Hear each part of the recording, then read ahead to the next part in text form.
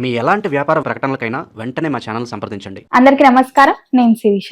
ఈ రోజు మనతో పాటు ఉన్నారు ప్రముఖ ఆధ్యాత్మికవేత్త డాక్టర్ బట్టి ప్రోలు విజయలక్ష్మి గారు. అమ్మతో మాట్లాడదాం. అమ్మ నమస్కారం. నమస్కారం అమ్మా. అమ్మ, కళలు సహజం అందరికి. సో ఇప్పుడు చూసుకున్నట్టంటే ఏదైనా జరగబోయే ముందు మనకు కళ వస్తుంది అని అంటుంటారు. సో చనిపోయిన వాళ్ళు కళలో వస్తే దానికి సంకేతాలు ఏమిటంటారు? కళలు అందరికీ రావు, మధ్యలో మగత నిద్రగా ఉన్నప్పుడు వస్తాయి కళలు. కొన్ని మనం అంతకు ముందర దాకా దాని గురించి ఆలోచిస్తూ ఉంటే దానికి తత్సంబంధమైన కళ వస్తుంది. లేదు, ఒక్కొక్కసారి ఏమీ సంబంధం లేకుండా అసలు మనం దాని గురించి ఆలోచించాం, అలాంటి కళలు వస్తాయి. అటువంటి కళలు మాత్రమే కొంచెం వాటిని మనం కాస్త జాగ్రత్తగా పరిశీలించాలి. ఆ కళ ఎందుకు వచ్చింది ఏంటి అని మనం ఆలోచించాలి. చనిపోయిన వాళ్ళు కళలోకి రావటం సాధారణంగా గమనిస్తే ఈ మధ్య కాలంలో వెళ్ళిపోయిన వాళ్ళే కళలోకి ఎక్కువగా వస్తారు. ఎక్కువగా ఎప్పుడో వెళ్ళిపోయిన వాళ్ళు కళల్లో చాలా తక్కువ వస్తారు. ఎప్పుడో ఒకసారి వస్తారు. వస్తే వాళ్ళు తప్పనిసరిగా ఏదో సందేశం మనకి చెబుతున్నట్టే మనం భావించాలి. ఓకే, ఇప్పుడు ఈ మధ్య పోయిన వాళ్ళు ఇంకా ఉండిపోయి 1 సంవత్సరం దాకా వాళ్ళ పయనం పూర్తి కాదు ఇంకా పైకి వెళ్ళటానికి. అందుకే సంవత్సరం పాటు వాళ్ళకి నెలవారీ మాసికాలను పెడతారు. ఈ కార్యక్రమాలన్నీ చేస్తూ ఉంటారు. సంవత్సరీకం చేశాక చివరికి వాళ్ళని పై పెద్దల్లో కలిపేసి పైకి వెళ్ళమని వాళ్ళకి దారి చూపిస్తాం అనమాట. అప్పటిదాకా ఇవి జరుగుతూనే ఉంటాయి. కనుక ఈ లోపల ఉన్న వాళ్ళు ఇంకా మన చుట్టూనే తిరుగుతూ ఉంటారని ఒక భావం. ముఖ్యంగా చనిపోయిన వ్యక్తి, అతనికి ఆత్మీయులు, అతనంటే అతను కానీ ఆమె కానీ ఆత్మకి సంబంధించిన వారి ఆత్మీయులు ఉంటారు కదా కొంతమంది, వారి దగ్గరికి వస్తారని, అంటే వారికి కళల్లో కనిపిస్తారని. పుత్రులకి ఆత్మావై పుత్రనామాసి అంటే ఆత్మే పుత్రుడుగా మళ్ళీ తిరిగి జన్మిస్తుంది. అందుకనే ఆ రాజు తర్వాత ఆ భూమికి మళ్ళీ పతి అయ్యేది ఎవరు? ఆ రాజు సంతానం. అట్లాగా కనుక ఆ వారసులంతా అలాగే వస్తారు. అది కనుక మళ్ళీ వీళ్ళే అక్కడ పుడతారని తెలిసి వాళ్ళకి కొన్ని ఇన్స్ట్రక్షన్స్ ఇవ్వటానికో అలా కొంతమంది వచ్చేటటువంటి సన్నివేశాలు నిజమే. అందరికీ అన్నీ కావు. మనం ఏదో అనుకుంటూ పడుకుంటే అవే మనకు వస్తే అవి ఎంతవరకు సత్యం అనేది మనం చెప్పలేం. అలా కాదు, అసలు ఊహించకుండా వచ్చినటువంటి వాటిని గురించే మనం శ్రద్ధ వహించాలి. వాళ్ళు ఏదన్నా సందేశం చెప్తుంటే అది ఏం చెప్తున్నారో గమనించుకుని, వాళ్ళకి ఏదన్నా అంటే అసంతృప్తి ఉందా అనేది కనుక్కుని, లేకపోతే వాళ్ళు ఏమన్నా మనకి ఇన్ఫర్మేషన్ ఇవ్వాలనుకుంటున్నారా అనేది తెలుసుకుని ఆ పని చేస్తే మంచిది. చేస్తే వాళ్ళ ఆత్మ సంతృప్తి చెందుతుంది, మళ్ళీ రాదు. కనుక వాళ్ళు ఒక్కొక్కసారి కొంతమంది పితృకార్యాలు సరిగా చెయ్యరు. అప్పుడు పితృదేవతలు సంతోషంగా ఉండరు. పితృకార్యాలు సరిగా చేయనప్పుడు ఆ పితృదేవతలు వచ్చి వీళ్ళని చెప్తూ, అంటే మేము సంతోషంగా లేకపోతే నీకే మంచిది కాదు అని చెప్తూ ఉంటారు. అవునట. ఎప్పుడు కూడా పితృ రుణం తీర్చుకోవాలి కదా. పితృ అంటే కేవలం తండ్రి అని మాత్రమే కాదు, పితరులందరూ కూడా తల్లితో పాటుగా వంశమంతా పైన ఉన్నటువంటి తరతరాలుగా ఉన్నటువంటి తల్లిదండ్రులందరూ కూడా పితరుల కిందకే వస్తారు.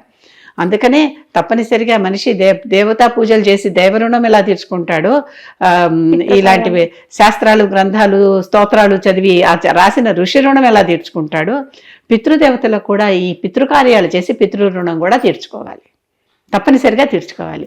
కనుక చనిపోయిన వాళ్ళు మన కళలోకి వచ్చి ఏం చెప్తున్నారనేది కాస్త శ్రద్ధగా మన మనసు పెడితే తప్పనిసరిగా తెలుస్తుంది. తెలిసి వాళ్ళు చెప్పినటువంటి ఆ పని చేసేస్తే సరిపోతుంది. అప్పుడు ఇంత బాధ ఉండదు. ఇప్పుడు వాళ్ళు చనిపోయిన తర్వాత ఫొటోస్ అన్ని ఇంట్లో పెడతాం కదమ్మా. అంటే ఎప్పుడు అట్లా వాళ్ళకి ఉంటే ఓకేనా, లేకపోతే వాళ్ళు చనిపోయిన రోజు తీసి నైవేద్యాలలో పెట్టుకుంటే? ఇంట్లో మనకున్న అకామిడేషన్ ని బట్టే ఎప్పుడు వాళ్ళకుంటే ఏమీ తప్పులేదు. కొంతమంది ఇప్పుడు దేవుని గుడి పక్క ఇట్లా అది తప్పు పెడతారు కదమ్మా. దేవుడి గదిలో పెట్టడం పూర్తిగా తప్పు. చనిపోయిన వారి పటాలు దేవుని గదిలో పెట్టకూడదు. చనిపోయిన వారు ఇప్పుడు రకరకాల, మనకి పైన 7 లోకాలు ఉన్నాయి, మనది కింద 1వ లోకం, 2, 3, 4, 5 ఇవన్నీ ఉన్నాయి. ఓం భూహ ఓం భోహ ఓం సుహ ఓం మహ ఓం, మనమంతా చెప్పుకుంటున్నాం రోజు సంకల్పంలో. ఈ లోకాలన్నీ పైదాకా సత్యలోకం దాకా ఉన్నాయి. కనుక ఈ దేవతలందరూ రకరకాలుగా పై ఉత్తమ లోకాల్లో ఉన్నారు. కనుక ఆ పైన ఉన్నటువంటి దేవతలతో సమానంగా ఈ మధ్యలోకాల్లో ఉన్నటువంటి వీళ్ళు మధ్యలో ఉన్నారు, మనకి వాళ్ళకి మధ్యలో ఉన్నారు. ఆ మధ్యలోకాల్లో ఉన్నటువంటి వాళ్ళని పెట్టడం సరైనది కాదు. కనుక ఎప్పుడూ కూడా దేవతా గృహాల్లో, అంటే మన పూజ గదుల్లో చనిపోయిన వాళ్ళ పటాలు పెట్టకూడదు. బతుకున్న వాళ్ళ పటాలు కూడా పెట్టకూడదు. కొంతమంది పెట్టుకున్న వాళ్ళ పటాలు కూడా పెడుతూ ఉంటారు. అంటే గురువు గారనో ఏదో అలా పేరు చెప్పి పెడుతూ ఉంటారు. గురువుని దైవంగా భావిస్తే గురుస్థానం ఒకటి ఏర్పరచండి. షిర్దీ సాయిబాబా దగ్గర గురుస్థానం అని ఒకటి విడిగా ఉంటుంది షిర్దీలో. ఆయన తన గురువుకి ఒక గురుస్థానం కల్పించి అక్కడ ప్రదేశంలో ఆ గురువు గారి కోసం ఆయన పెట్టుకున్నారనమాట, దీపం పెట్టి అక్కడ. ఇది నా గురుస్థానం అని ఆయనే చెప్పారు. ఉమ్. తన బతికుండగానే ఆయనే చెప్పుకున్నాడు. ఆ విధంగా గురుస్థానం అని ఒకటి ప్రత్యేకించి బతికున్న గురువులే ఉన్నారు మనకి. ఉంటే ఆ గురుస్థానం అని పెట్టాలి, పెట్టి వారికి అక్కడ పూజలు చేయొచ్చు. నా అభిప్రాయం ఇది పూర్తిగా. నేను బతికున్న వాళ్ళ పటాలు కానీ చనిపోయిన వాళ్ళ పటాలు కానీ పూజా గదిలో పెట్టడానికి తప్పు అనే చెప్తా. ఇప్పుడు చనిపోయిన వాళ్ళ పటాలు ఎక్కడ పెట్టాలి? ఎక్కడ పెట్టాలంటే వాళ్ళు పూర్తిగా దక్షిణం వైపుకి, అంటే యమస్థానానికి వెళ్ళిపోయారు కదా. అక్కడ ఎవరైనా ముందర పోయేది అక్కడికి, ఆ తర్వాత అక్కడి నుంచి ఎక్కడికి వెళ్ళాలో అక్కడికి వెళ్తారు. కనుక దక్షిణం వైపు ఫొటోస్ వాల్కి పెట్టుకుంటే మంచిది. దక్షిణం వైపు వాల్కి పెట్టుకుంటే అక్కడ వాళ్ళు అక్కడ ఉండి మనల్ని ఆశీర్వదిస్తూ ఉంటారు. ఓకే, అంటే ఇంటి ముందు పెట్టుకోకుండా ఒక దక్షిణం వైపు వాల్, దక్షిణం వైపు వాల్ పెట్టుకుంటే అక్కడ మనకి ఇంట్లో అవకాశం లేదు, ఎక్కడో చోట పెట్టుకోవటం మంచిది కదా అసలు మానేసే కంటే.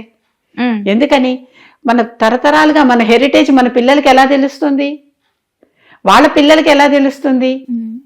ఇప్పుడు మన పిల్లలకి తాత, బామ్మ, అమ్మమ్మ, తాత తెలుసు, వాళ్ళ పిల్లలకి ఎలా తెలుస్తుంది? తెలియాలి అని ఎందుకు అంటున్నావు? వాళ్ళ జీన్సేగా మనకు వచ్చాయి. వాళ్ళు ఇచ్చిన ఆస్తిపాస్తులే కాదు, వాళ్ళ ఐశ్వర్యం, ఆరోగ్యం, ఆనందం, వాళ్ళ రూపురేఖలు, వాళ్ళ తెలివితేటలు అన్నీ మనకి సంక్రమించినాయా? మనకి ఇన్ని ఇచ్చారు కనుక వాళ్ళని మనం పూజించుకుంటే తప్పేంటి?